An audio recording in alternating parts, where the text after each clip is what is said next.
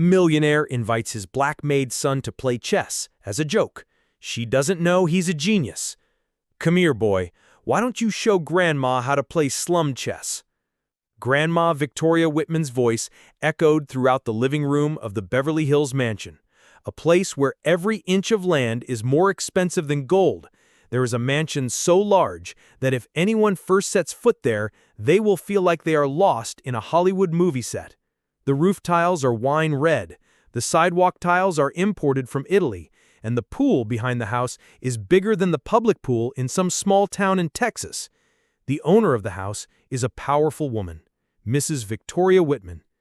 People call her the Queen of Charity, the unrivaled businesswoman, the woman who controls the entire West Coast elite. But people in the house call her by a simpler name, Mistress. Rosa Sanders, an immigrant woman from the Mexican border, petite, eyes always moist, has worked as a maid for Mrs. Victoria's family for nearly 20 years. Every day she went to work early in the morning and returned home when the sun had set behind the palm trees. She lived frugally, not daring to eat well or dress well, but she had something that many rich people did not have, a good and determined son. Your name is Jacob, Jacob Sanders.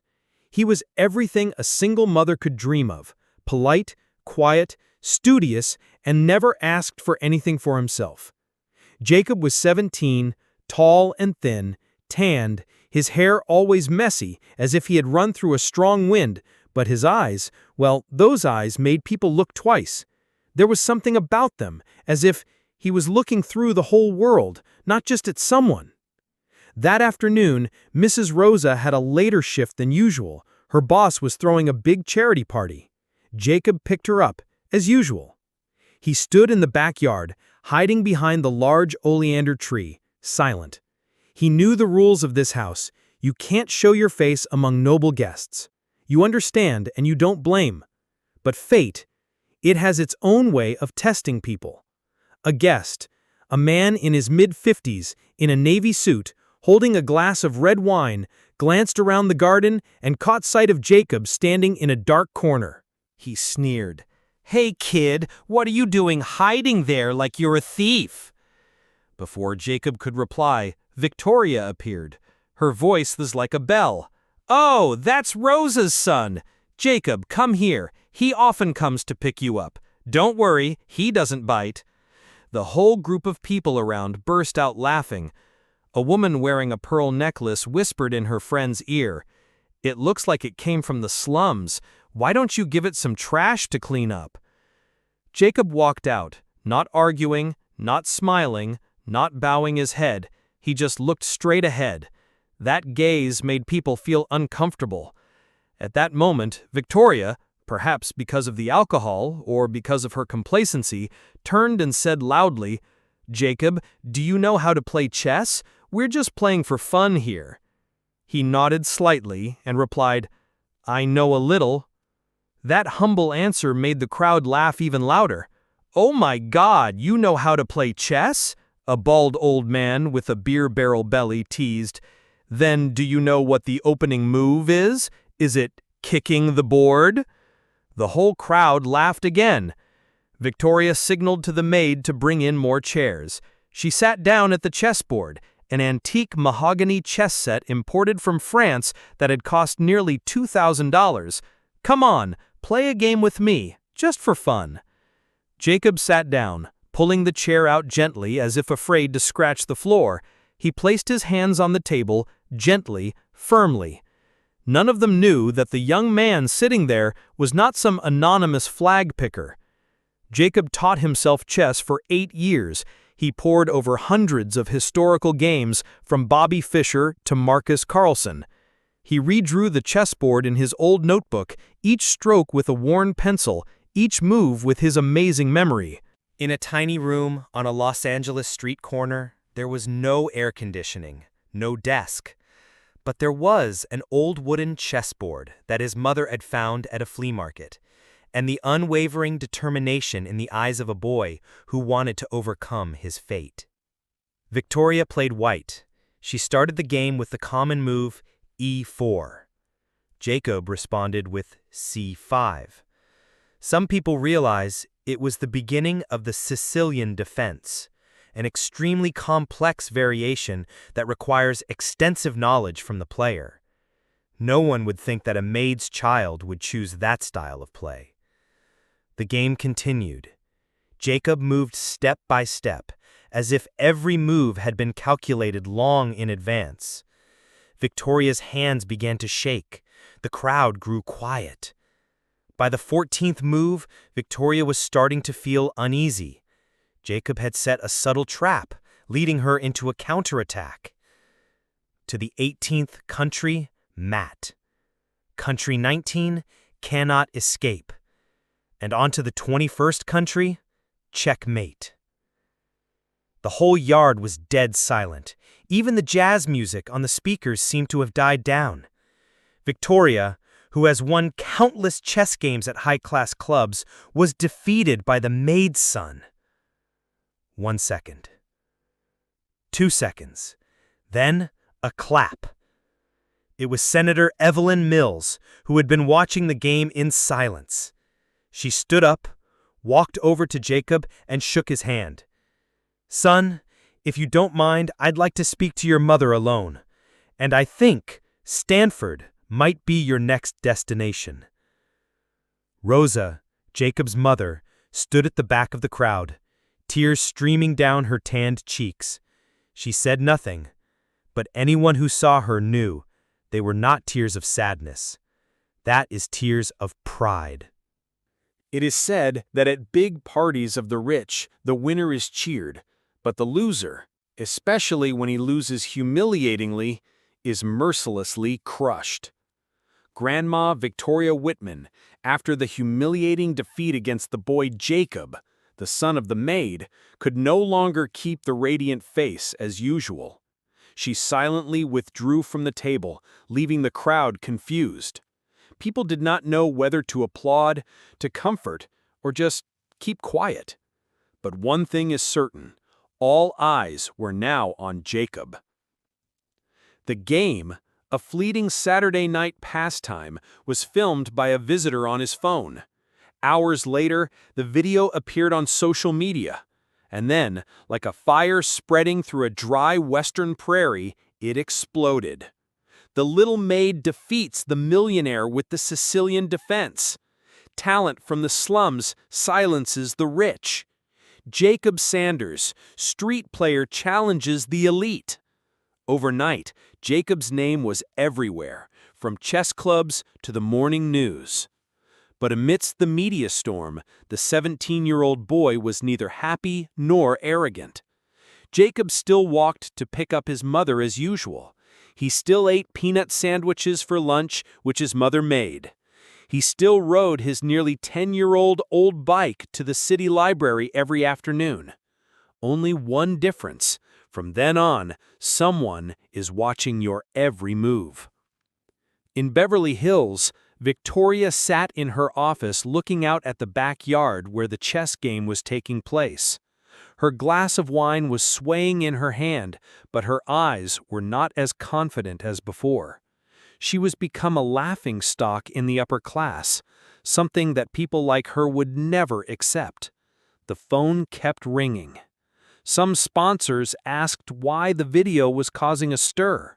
Some friends in the charity avoided it. Some people even canceled their invitations to the upcoming gala, just for a game of chess. One lost game. Meanwhile, another character is in action, Senator Evelyn Mills. She was more than just a chess fan. She was a former state education advisor with an undying ideal.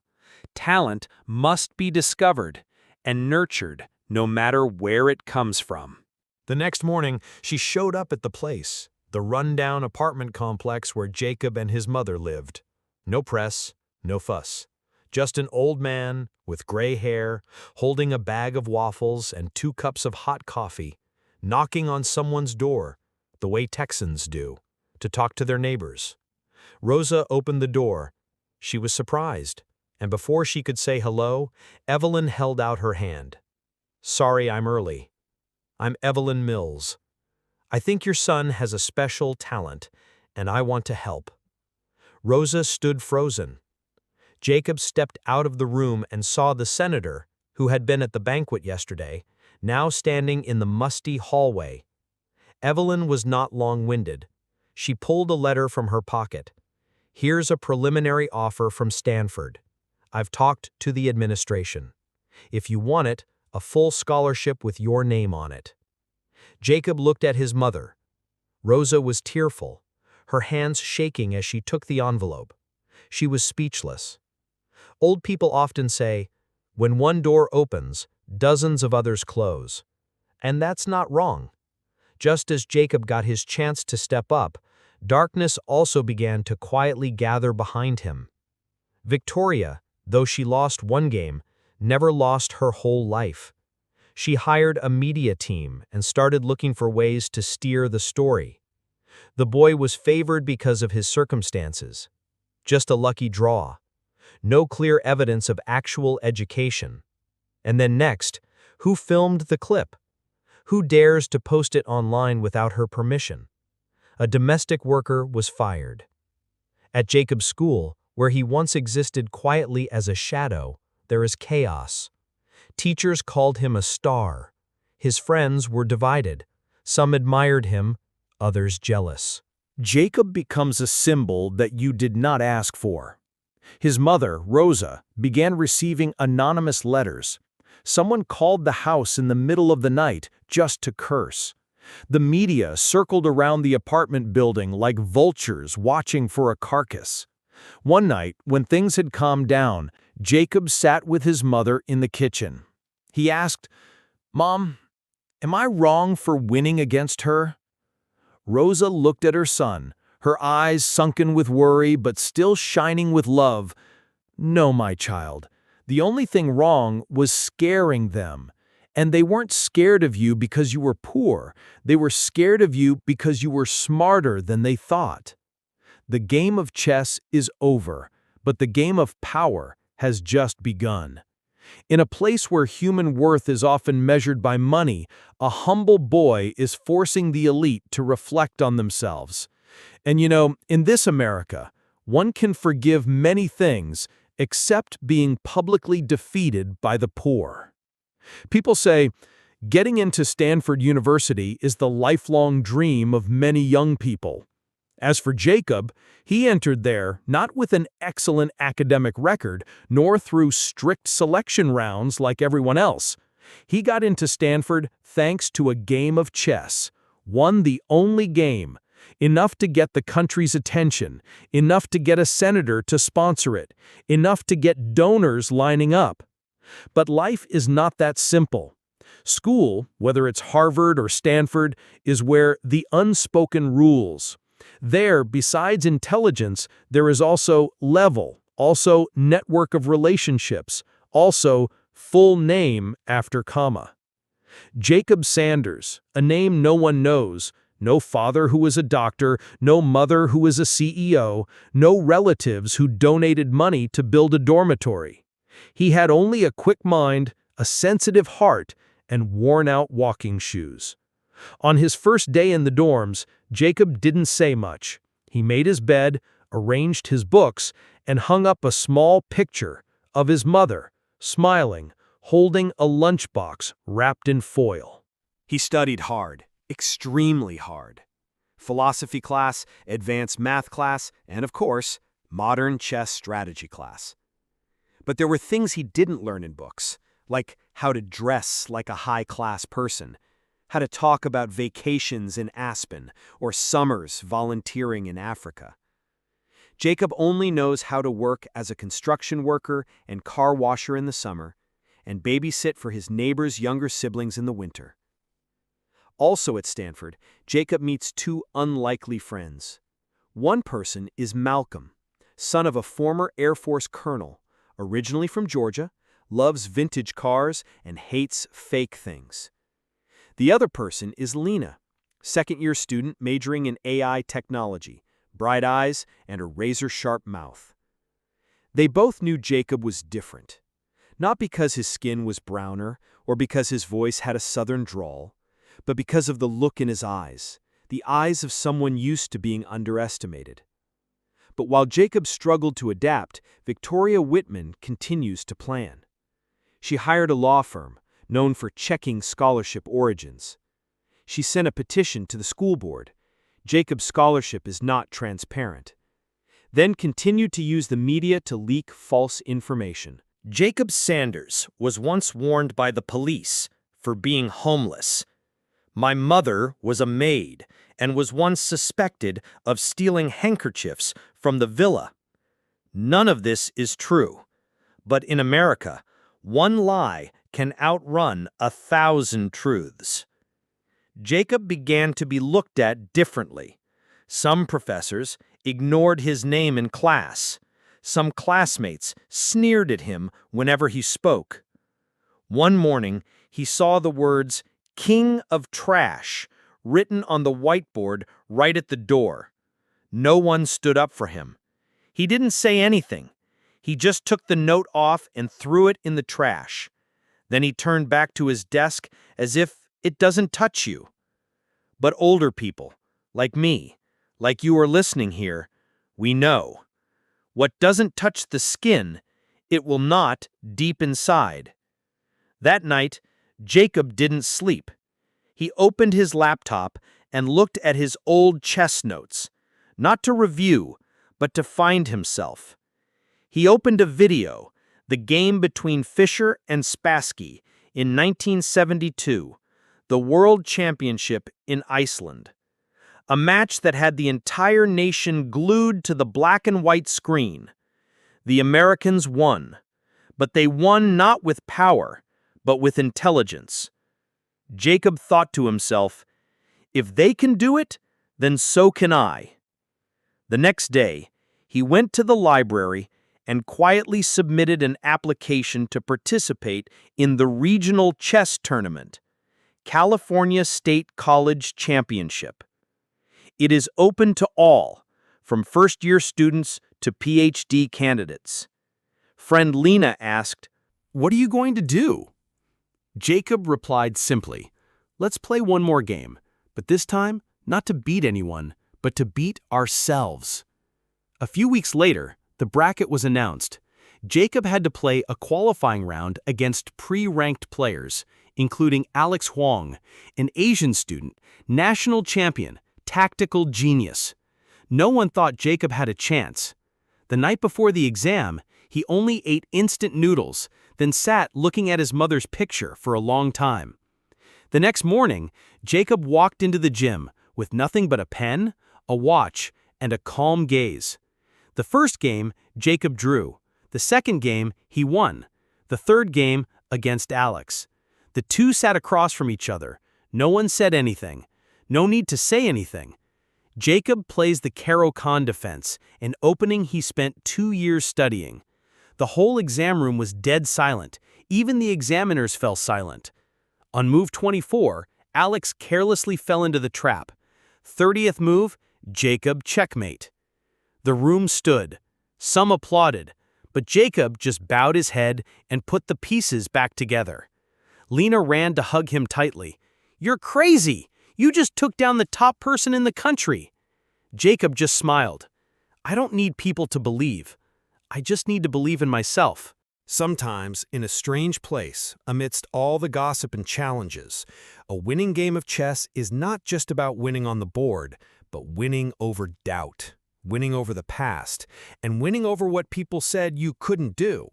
Jacob did it, but the bigger battle still lies ahead. People often say, when you start shining, darkness will try to swallow you. For Jacob, the spotlight from his Stanford game had catapulted him into the local press.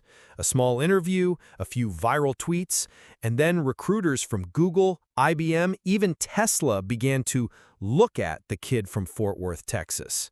But just when things seem to be going well, the darkness returns. One Monday morning, while Jacob was studying for his final exams, the police arrived in front of the dormitory. They're not here to arrest you, they're here for something else. But just a uniformed policeman standing next to you for a few minutes is enough to... Some rich student took a picture and posted it online. Simple photo note. Who wouldn't be surprised? Right away, Victoria Whitman took the opportunity. She spread the news. Jacob was investigated for his family history of money laundering for a Texas crime ring. She called the press and sponsored an article to be published in a small but sensational online newspaper. She also hired her own lawyer, Harold Dent, famous for revisiting the past to destroy the present. Jacob has nothing to hide. His mother, Clara Sanders, worked as a maid for nearly 20 years, never owed anyone a penny, never violated traffic laws, never took an unauthorized leave. But Victoria didn't need the truth. She just needs a suspect. Because in America, doubt is enough to make one lose all opportunities. Jacob was confused, not because he was afraid of losing his scholarship, but because he felt my mother cried for the first time. Clara didn't cry when Jacob's father left, didn't cry when the bank foreclosed on their house when he was 12, didn't cry when she had to clean the floors of the man who called her trash. But now, she cried. Because her beloved son was being defamed just because she used to do honest work. Jacob wrote an email withdrawing from the state collegiate championship. He plans to withdraw from Stanford.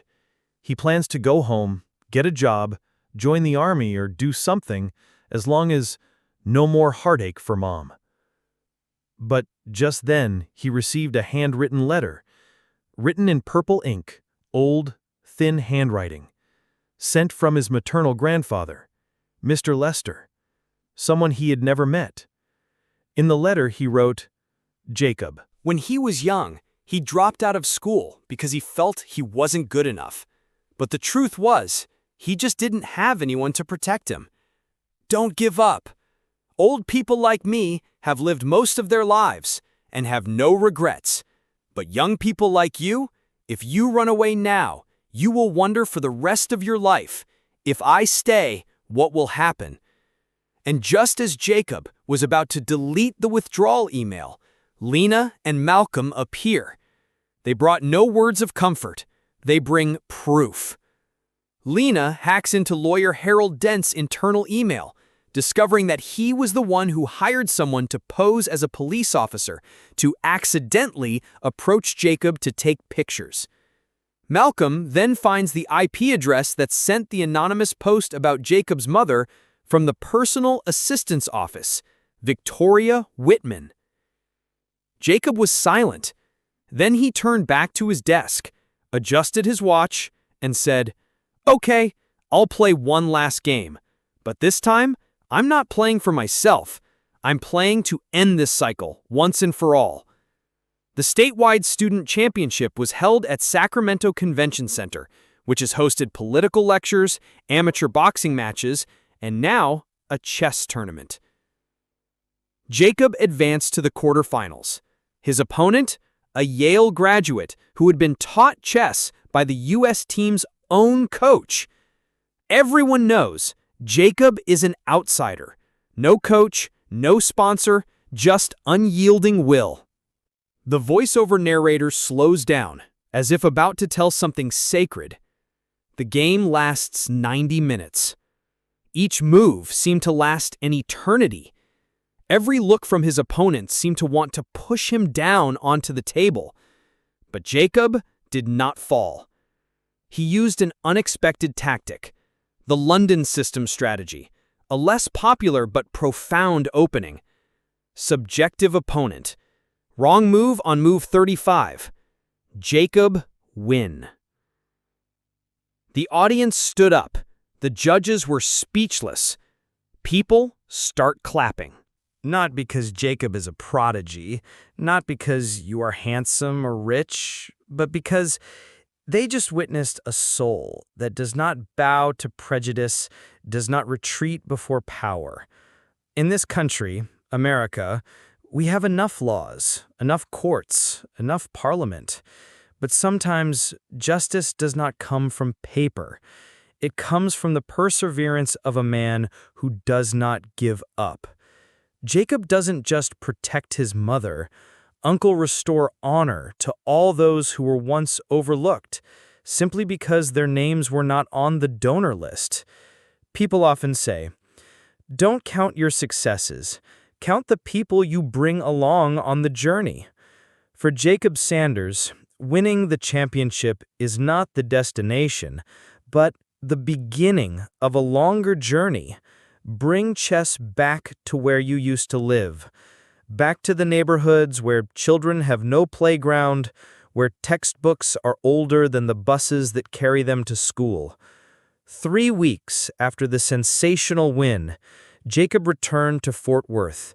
He walked past the corner where he used to sell lemonade for pennies, past the laundry shop where his mother worked nights to pay for his hospital bills when he got pneumonia at age 8. But this time, he returned empty-handed.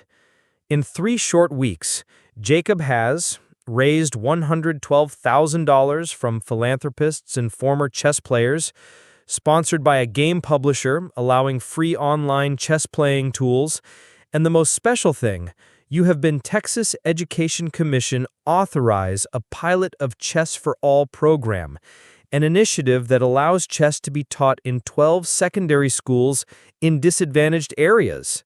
During the inauguration ceremony of the first chess class at Western Hills High School, where Jacob used to study, the old principal, wearing glasses, with trembling hands, handed Jacob the Champion of Change badge of honor. His mother, Clara, sat in the front row, wearing an old green dress that she had ironed down to every crease.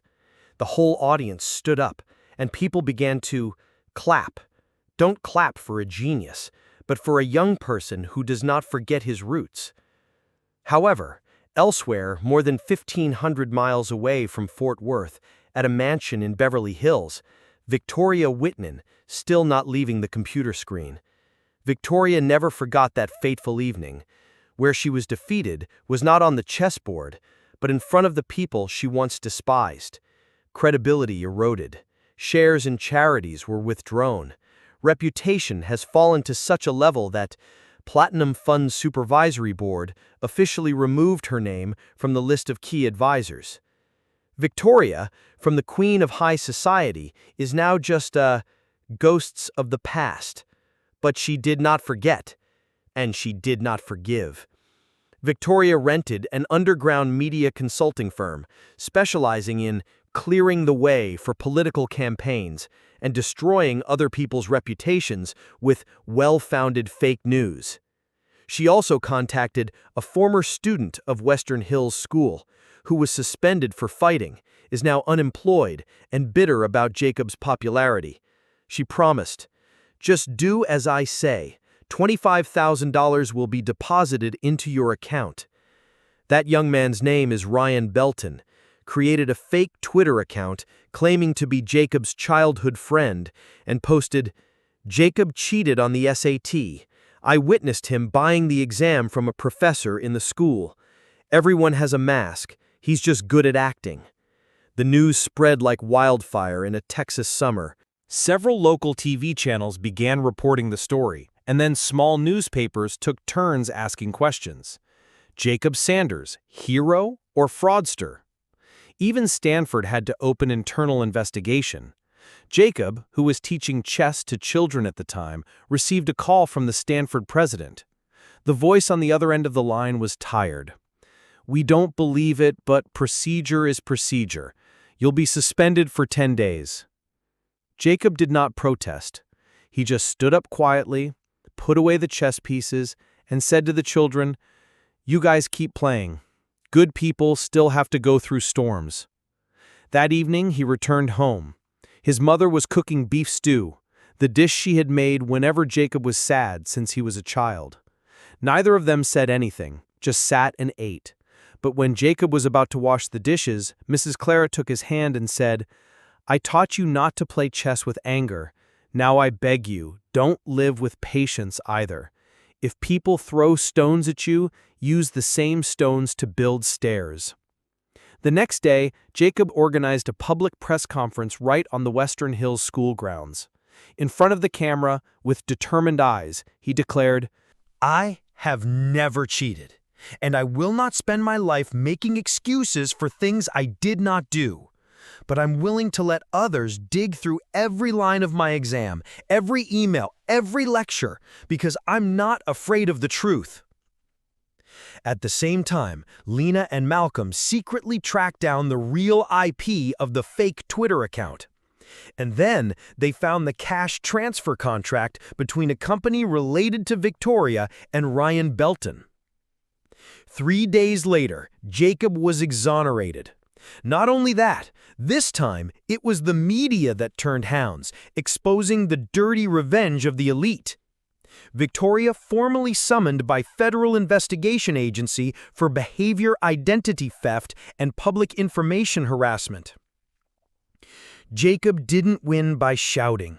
You don't win back honor with your fists. You use the truth.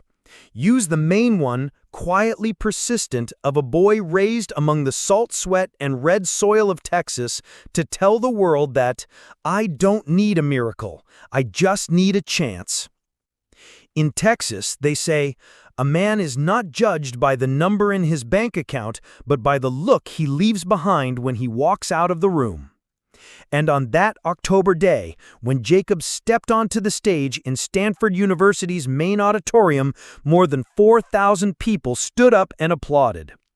Not because he is the youngest person ever to win a double full scholarship for 2 majors, sociology and educational technology, nor is it because he was just named an assistant grandmaster by the United States Chess Federation, despite being only 18 years old, but because you live the way a man should live, sincere, brave, and never back down. But then an offer came, and it shook his heart. An institute of technology in Switzerland, which has trained dozens of the world's top CEOs and inventors, invited Jacob to attend a special 3-year, fully funded program. Not only that, they pledged $2 million in funding if Jacob agrees to develop the Chess for All program globally. You have 2 options: stay in Texas, continued his free chess program in 12 high schools, and took a research job at Stanford with a starting salary of $65,000 per year. Departure to Europe, to live in Geneva, to be fully supported to expand his influence worldwide, but to suspend all teaching activities in the U.S. for the next 3 years. Jacob sat at the kitchen table. His mother poured 2 cups of hot tea, then put her hand on his shoulder and said, "You have done many great things, but you must ask yourself, what is great? For myself. I'm proud if you go far away, but I'm happy if you choose to stay close." That night, Jacob did not sleep. He walked through familiar streets where plastic chairs were once lined up to teach children how to move their knights, where he was once laughed at by thugs for sitting reading books instead of playing soccer. Then he stopped before Fort Worth Community Center, looking through the glass. Inside is 36 children bowing his head before the chessboard. It was then Jacob understood. Not every dream has to be far to be great. There are dreams quietly take root in the soil, and from there, branches and leaves grow that can shade future generations. The following January, Jacob officially declined the Swiss invitation. He declared his founding, Chess Roots Initiative, a Fort Worth-based nonprofit organization that develops chess programs, scholarships, and life skills for youth of color and disadvantaged children. 6 months later, the organization has opened more 18 branches across Texas, provide 9,200 chess sets to rural schools, organized Texas State Chess Championship for middle school students for the first time, with more than 1,500 contestants attending, and especially more training 80 young lecturers, is a grade 11-12 student who participated in the program and is now back in class. As the program entered its 2nd year, something unexpected happened. Among the new students, There was an 11-year-old girl with curly hair and a soft voice named Amira Washington. In the first exam, Amira defeated 3 male students in a row. But when she came to Jacob's chessboard, she hesitantly asked, "Mr. Jacob, I heard you really beat the richest man in America?" Jacob chuckled. She won over many people, but she could not win over herself. As for you, overcome your own fear first. She looked at him, then entered the game with a different gaze. That year, Amira won the high school state championship at just 12 years old. 3 years later, she received an honorary scholarship to Yale University, and in her graduation speech, she said only one sentence: "I am here because of a man who did not leave the place where he was born to sow seeds for the next generation." As for Victoria Whitman, she was sentenced. 18-month suspended sentence, was forced to repay all the money used to damage Jacob's reputation, and was permanently boycotted by charities.